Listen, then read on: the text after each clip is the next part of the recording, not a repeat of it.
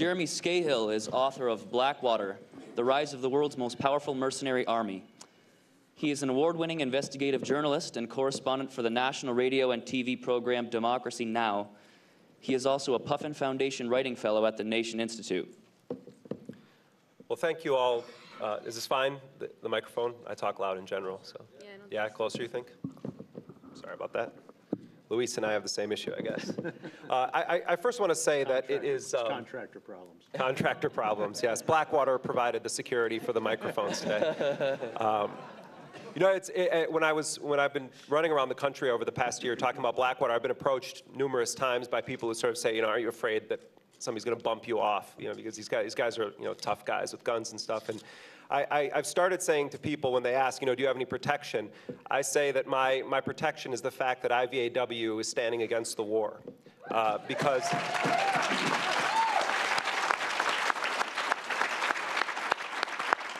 You know, with all this talk lately of that 3 a.m. phone call, the members of IVAW understand that the only way we can ensure peace in this world is to have people in office who make it so that 3 a.m. phone calls don't happen.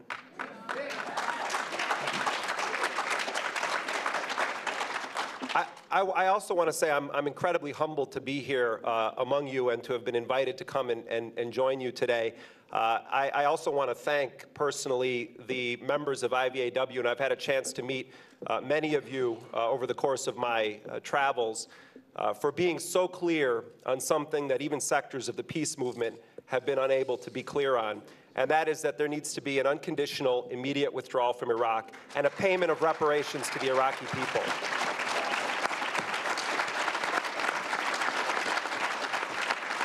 The logic of you broke it, you bought it, has a lot of flaws as it's floated by Democratic legislators and some people even identifying themselves as anti-war. What we have is a situation where you stab someone repeatedly over the course of an hour. You leave their body there to die, and then you approach them, you dip a Band-Aid in poison and stick it on them, and you say, things are getting better.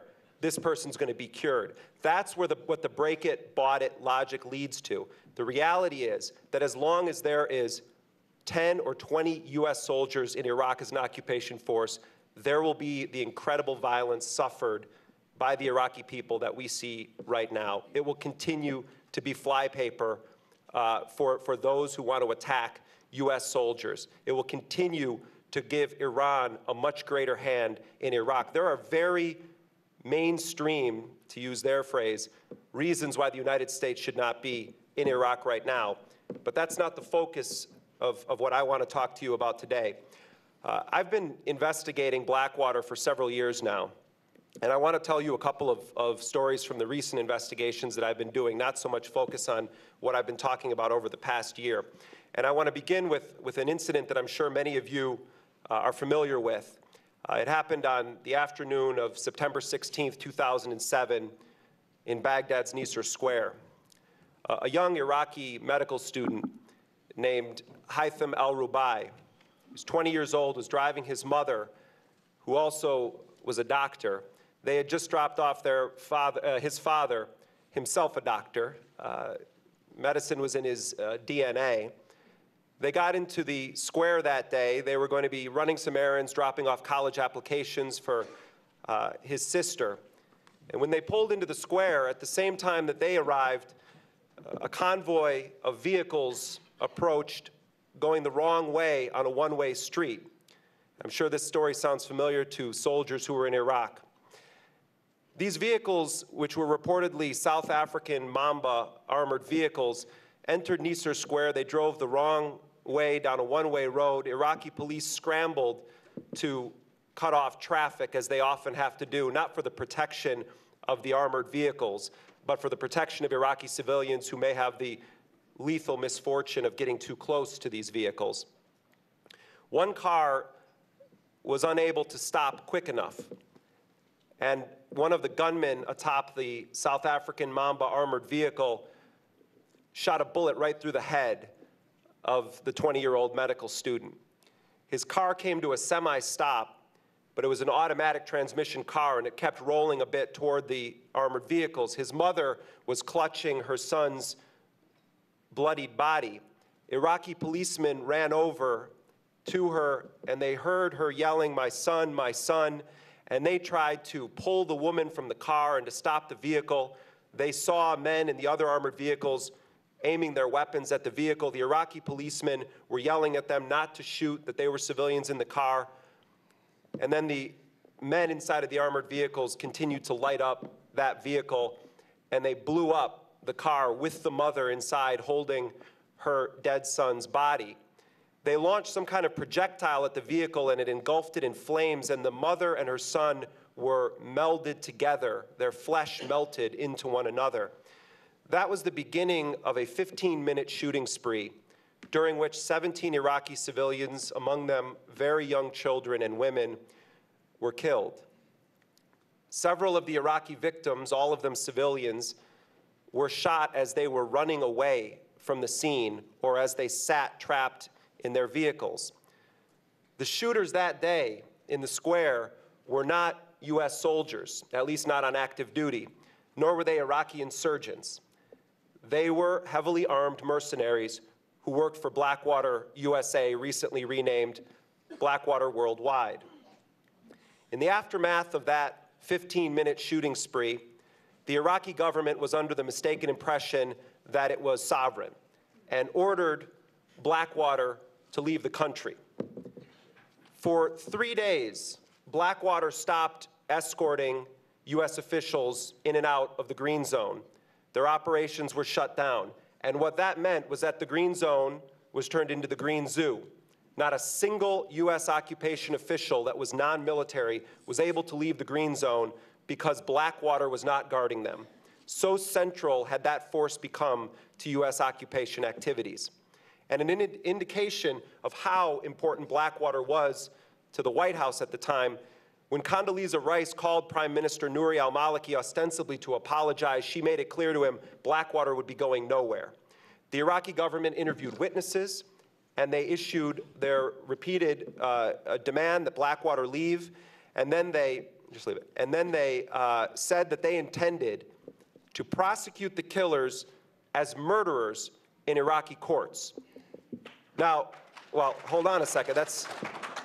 Yes, if we lived in a just world, and if there was a sovereign Iraqi government, these individuals would have been handed over to the Iraqi courts. But as you all well know, one of Paul Bremer's last acts, the day before he skulked out of Baghdad in June of 2004, was to issue an edict known as Order 17, which granted a sweeping immunity to all contractors from prosecution in Iraqi courts. And he did this at a time when the US was saying they were handing over sovereignty to the Iraqi governments. It's a strange definition of sovereignty to defang a country's legal system or judicial system or court system while at the same time saying, here's your sovereignty.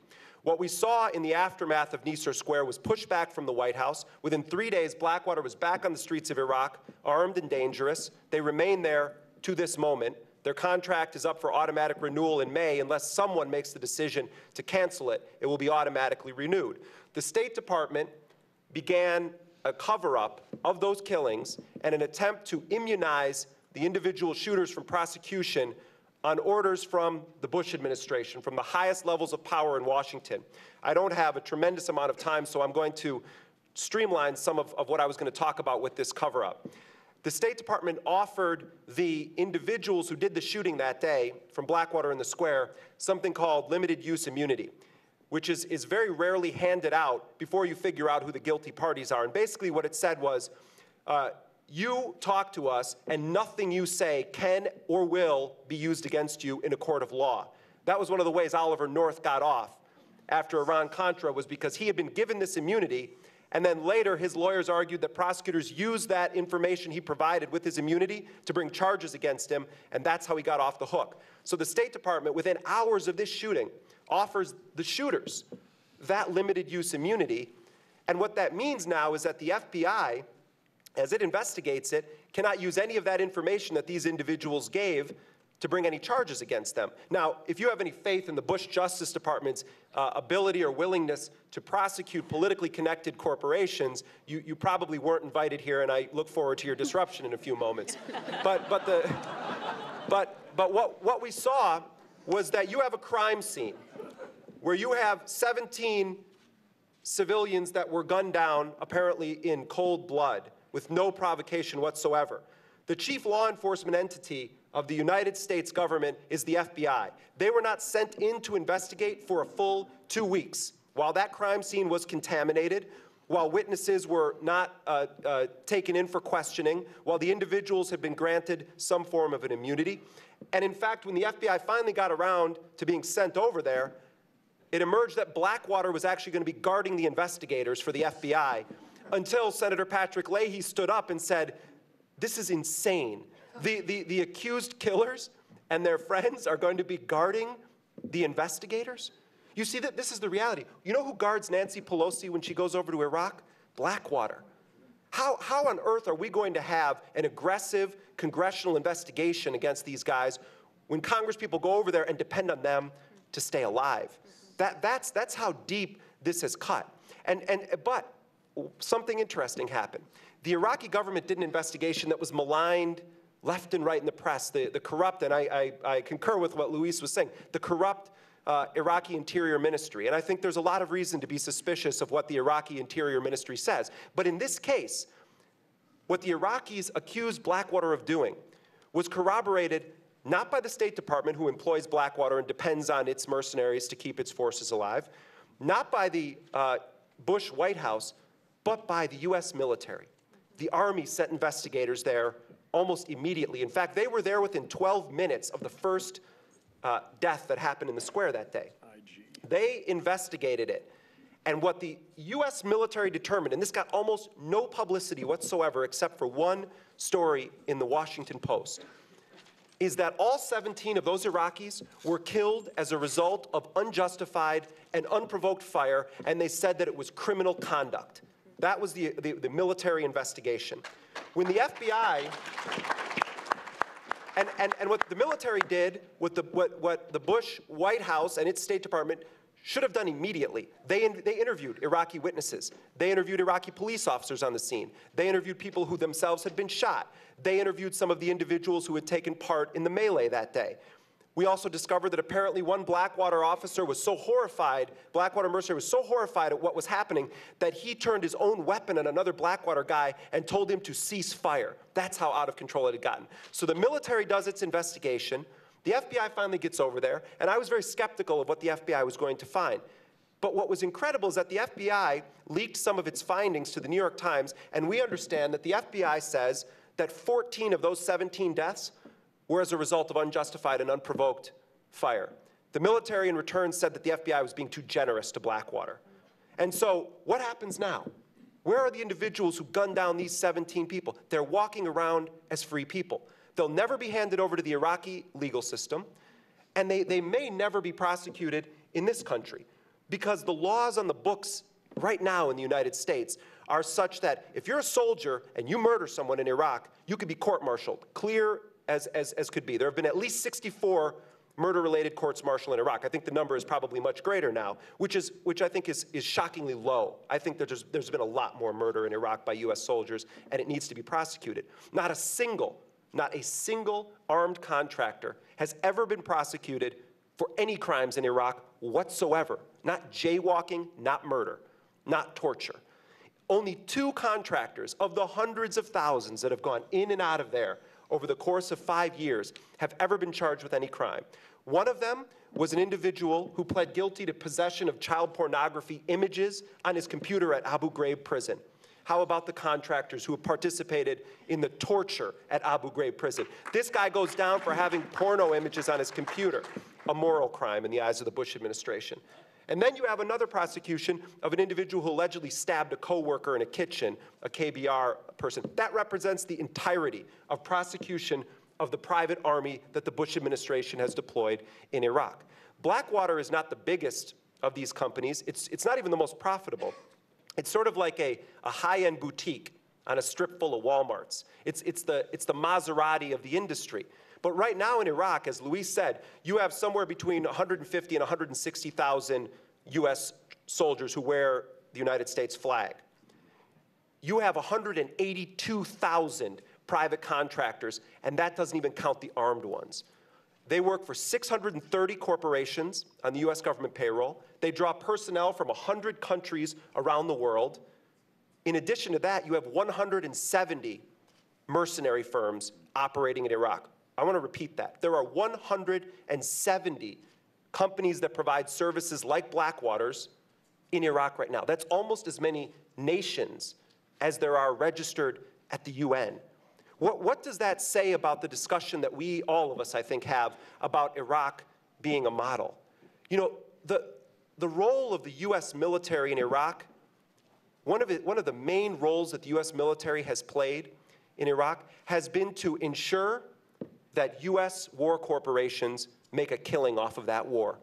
And KBR provides poison water to the troops. They don't even take care of the people that they're using to make their killing in Iraq. And you know, Blackwater has taken in $1 billion in security contracts just in Iraq. That doesn't count their work in Afghanistan or the 50,000 US personnel they train a year at their private military base in Moyac, North Carolina. This has not just been about looting Iraq or taking Iraq's oil. It's also about looting the US Treasury. It's about undermining US democratic processes. Why has the Bush administration elected to use this army of private contractors? Others on this panel have alluded to it, but I think it boils down to a couple of very basic reasons. This administration does not want to implement a draft because it would make the Iraq war politically untenable very, very fast.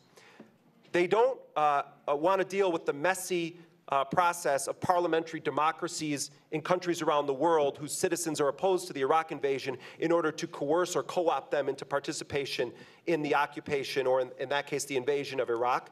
And so what they've done is they have rented an army. They've built a coalition, not of the willing, but of the billing, to go in and occupy Iraq. This is a subversion of the not only will of the American people now, who are pretty clearly against this war, the will of the Iraqi people, over 70% of whom want an immediate end to the occupation, but it's a subversion of the sovereignty of the nations, of those 100 countries around the world who have personnel deployed working for this rented army in Iraq. I understand I have to wrap up here.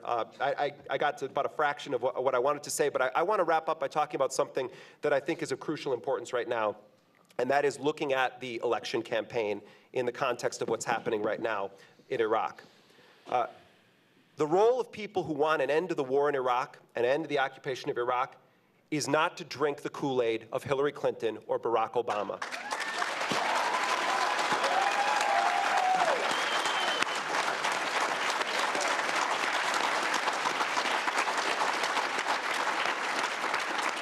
John McCain, of course, wants U.S. troops to be in Iraq until they're all as old as he is. But we have something that's deadly serious right now, and I think that so many people are wrapped up in the fainting spells and the mesmerizing state of mind that we all are familiar with now, that they forget 1 million Iraqis have died since the beginning of this war that wouldn't have otherwise died as the beginning of the occupation. It's a consistent U.S. policy. And the reality is, and I've been investigating this recently, neither Barack Obama nor Hillary Clinton have any intention of ending the occupation of Iraq. They both have plans to keep anywhere between 40 and 80,000 troops in Iraq. That's not to count the contractors who operate now at a more than 1-to-1 ratio. And they say they're going to keep the green zone in place, the Baghdad airport, the U.S. Embassy, which is the largest in world history. Anyone who is in the military, and I think we have a lot in this room right now, knows that those things don't exist in a vacuum. You have to run supply lines. You have to have cargo planes coming in. You have to have your forces protected. You have to have your forces supplied. So we're talking about potentially 120 to 150,000 U.S. paid personnel remaining in Iraq under a plan that Barack Obama and Hillary Clinton say is a plan to end the war or end the occupation. And I'm not here to say to you, don't vote for these people, or you should go vote for someone else. What I'm here to say on this issue is that the individuals in this room who served in Iraq and Afghanistan have a unique credibility that I don't have in talking about this. And perhaps the most important thing we could do right now, and I think it's a good thing that Hillary Clinton is still in the race, because then it's not just a giveaway. We have a moment where pressure can be applied.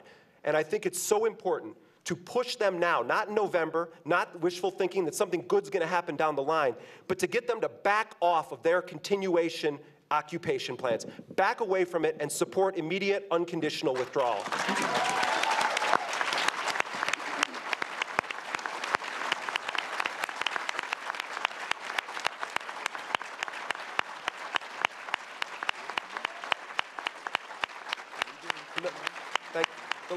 The last thing I'm going to say is this. The last thing I'm going to say is this. If there's one thing that the Democrats have shown themselves capable of doing, it's losing very important elections and then blowing it once they've won. The Congress under Nancy Pelosi has been shameful on the issue of the Iraq and Afghanistan wars. The fact that Barack Obama and Hillary Clinton both want to put more troops in Afghanistan, want to increase the size of the military by 90,000 troops, speaks volumes to the state of politics right now. You know, ending a war of this magnitude can be done very quickly if it's the #1 international priority of those in power. And we need to realize that we are not defined in times where we like somebody that's running for office. In fact, this is probably the most important moment in our lives when it comes to what is the direction of our country going to be. And we should never, and this is it for me, this is what I'm going to say, we should never, ever cede our conscience to those in power because we think that lesser of two evils is somehow just. It is so dire, the stakes that we have right now in the world, and all of you who are veterans and were in Iraq and in Afghanistan are the leaders of a movement that is going to continue to grow. And it is you who are going to change the face of this nation, who are going to stand up for those who have been victimized in Iraq, and those who are going to put this country on a path toward reconciliation and a just policy. Thank you.